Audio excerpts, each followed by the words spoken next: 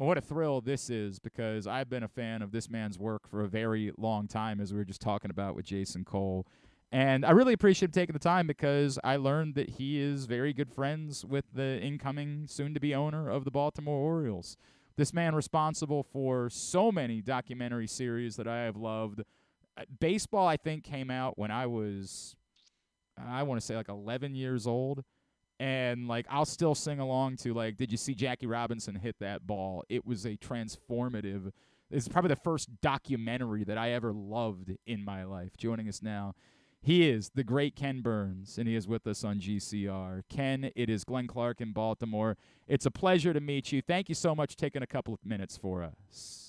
Of course, of course. Very happy to be with you. Thanks for having me. Oh, it's so great to chat with you, and there are about a billion things that I'd love to talk to you about. But I really was fascinated to learn about your relationship with David Rubenstein. And as I was joking about a second ago, believe it or not, those of us that do this for a living here in Baltimore, we're not well versed about like the heads of private equity and the accomplishments of. Well, our films, including baseball, are all made, for public television, which means instead of having investors, they have grant funders. So you Sure. get some from the Corporation for Public Broadcasting, this foundation, that group, PBS itself, a corporation like Bank of America, and you go to philanthropists. And David Rubenstein has been a huge presence in the sort of history space. And I don't say that he coined the phrase patriotic philanthropy. And it's really hard to find a place that matters in American history that has had some need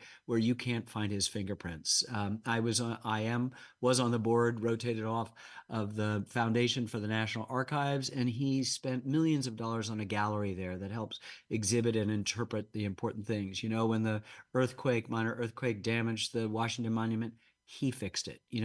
He's donated documents to places. And so I think inevitably he first came around and supported work we did, kind of curating the evergreen themes of American history called Unum, out of the Latin motto of the US, E pluribus unum. Mm-hmm. And then later he's very graciously been supporting generously several of the films. And we've had time to interact over the last couple dozen years, several times. He's interviewed me probably 7 or 8 times. I should be interviewing him, and once I had the chance to do that. But he's really a remarkable man. I have Baltimore roots. My father grew up in Baltimore. I have relatives that are still there. That's where we went to see our grandparents when we were on vacation.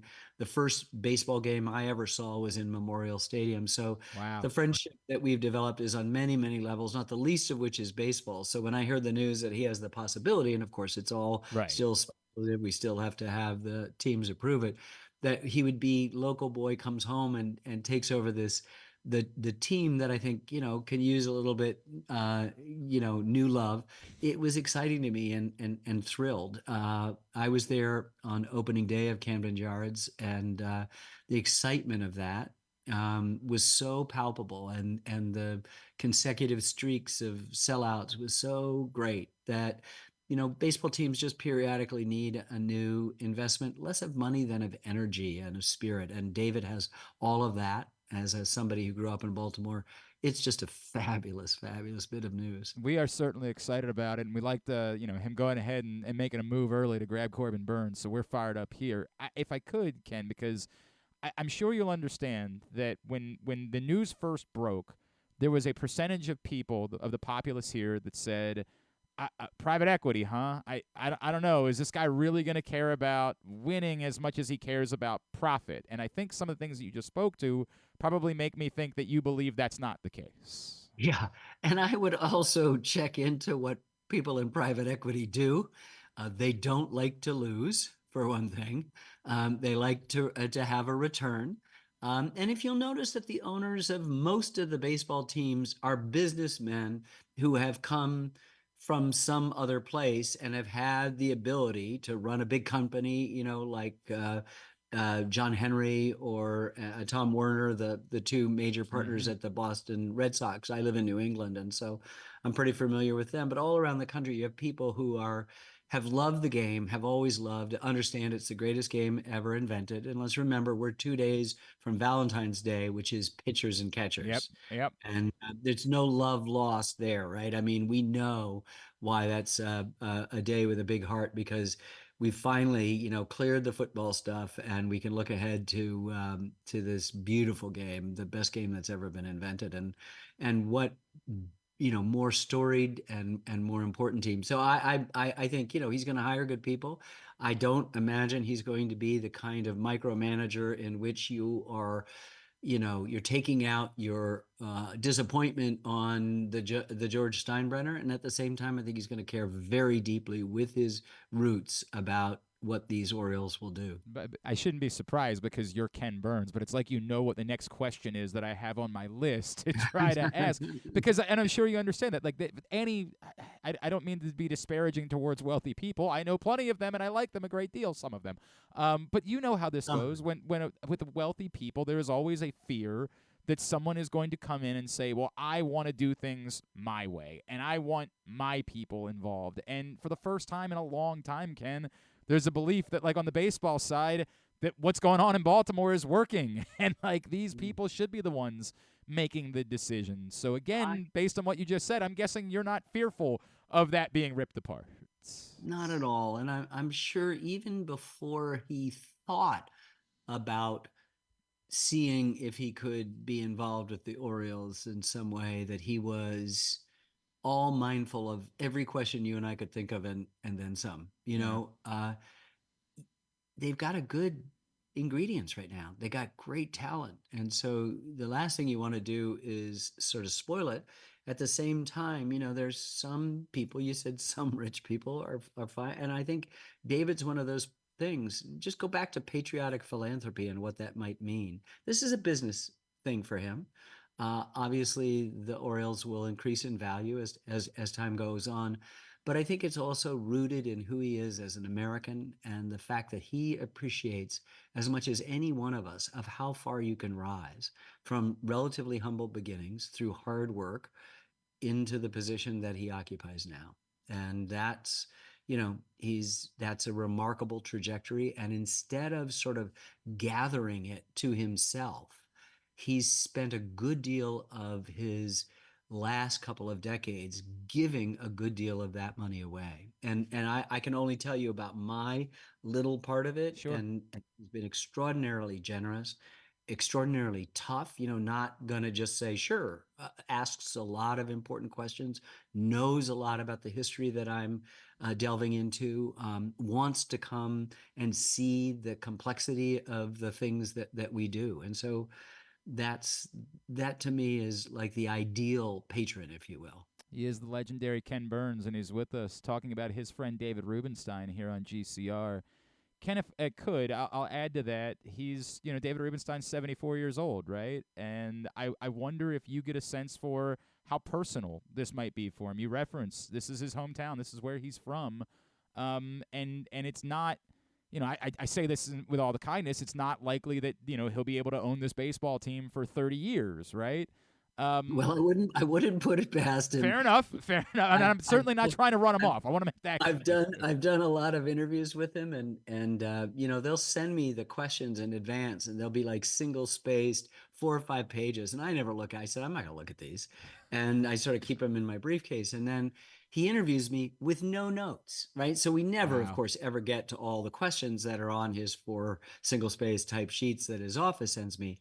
But the amazing thing is that when I get back to my hotel room at the end of the evening and I'm looking, I realize that he's asked me the questions in chronological order. I mean, this is a guy with an incredibly interesting mind. He's got a great sense of humor. He's a great interviewer, uh, uh, in his own right. And he's done so many things on Bloomberg and in PBS Yeah. Yeah. that he doesn't have to do as a captain of industry. And so I think that he's kept himself going and inspirited, and there's no rust, there's no moss growing on his back. And so I think that you'll have a long and fruitful tenure if all of this goes through, and you'll find an interesting, quirky, funny person behind the ownership of the Orioles, which is, it's always a good thing to have character, and he's got a lot of it. Can I ask, do you have a sense for how personal it might be for him? There's an opportunity here for him to be almost heroic in this city. And I don't want to paint with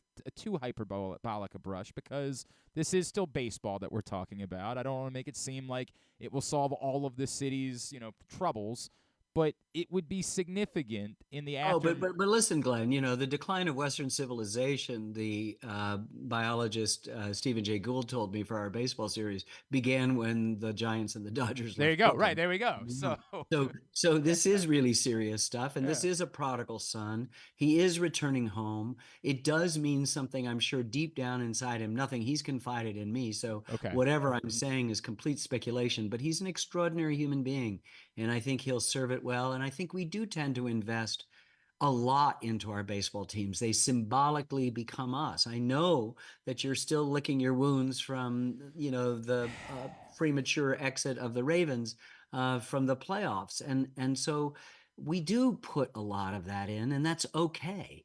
And I think we just have to keep it in the proper perspective. And at the same time, I don't think you buy a baseball team without understanding that baseball means a lot more than just who won and lost, what the box score is. That this is really, a game that has accompanied nearly every decade of our national narrative, and that it's also the greatest game ever invented and the only one, in which the defense has the ball, Yep. and the only one in which there's no clock, and the only one in which you can steal things and get away with it. It's just about as perfect a game as you can imagine. And I've not relinquished my insistence that it is the national pastime, and I won't ever do that. And I'm just thrilled to hear that David Rubenstein might be owning a Major League Baseball club, especially one that is so intimately tied with my own baseball story. As I said, the So first cool. Major League game I ever went to in the 1950s was way out in center field at Memorial. And I can still remember, I can still picture it saying, boy, I wish I had binoculars, wish I could see what's going on, but boy, this is fun.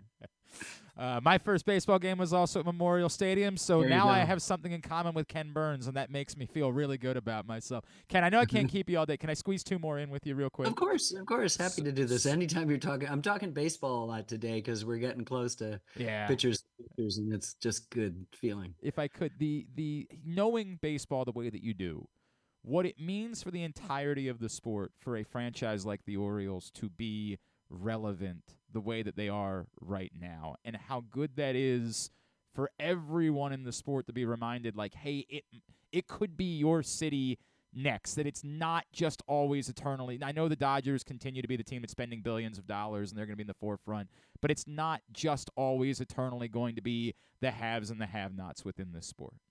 Of course not. And look what the Rays have done recently. Look, I live in New England. I've lived in New England since 1971. So, you root for your local team. And I've been a avid Red Sox and Patriots fan. And, the Patriots sucked this year and the Red Sox sucked this year. And I don't begrudge him that. I mean, I think we're in this age in which we expect all of this right now. The Dodgers that you referred to spent decades as the also Yeah. rans. The Orioles are a relatively new team, barely older than the Dodgers' first victory, and they're one of the oldest teams in the National League, the Trolley Dodgers, as they were called.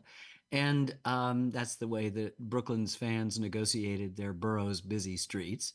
It's complicated. People ebb and flow, teams ebb and flow. And so, when my friends in New England just start complaining about the Patriots or the Red Sox, I say, we've got 4 world championships Right. in this century. Yeah. What are you possibly? We went 86 years without one, and you love them more. And then suddenly, when they're winning, what is it? You can't stand that they would ever. This is a game in which the people who fail 7 times out of 10 and do that for 30 years are in the Hall of Fame. That's a 300 hitter.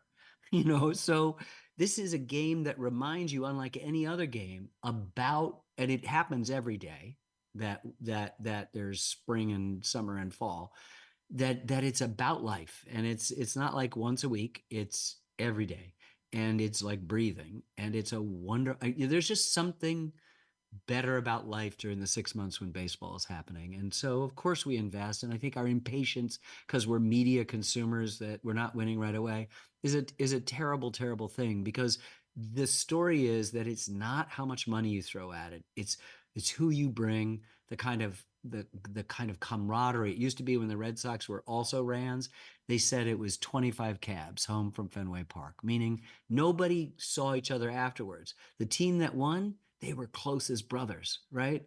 That's what you have. And I think right now with the team that you have, which was such a surprise Yep. over the last couple of years, sort of sneaking up in front of everybody else, that just predicts really good things in the future. We are very excited. And then Ken, I have to tell you, I'm talking to Ken Burns this morning, so I need to tell you, like, you taught me baseball history. Like, you taught me.